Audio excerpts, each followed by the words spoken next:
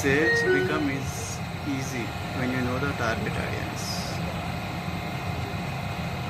Sale అనేది చాలా easy process. ఎప్పుడైతే మీకు సరైన కస్టమర్కి చూపించినట్టయితే,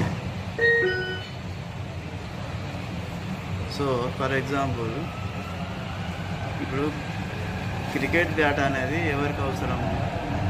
క్రికెట్ అంటే ఇష్టం ఉన్న వాళ్ళకు, క్రికెట్ ఆడే వాళ్ళకు క్రికెట్ బ్యాట్స్, క్రికెట్ కిట్స్ అనేటివి అవసరం.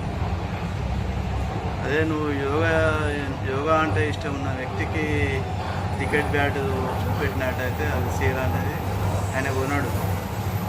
సో సేల్ అనేటిది అవ్వదు.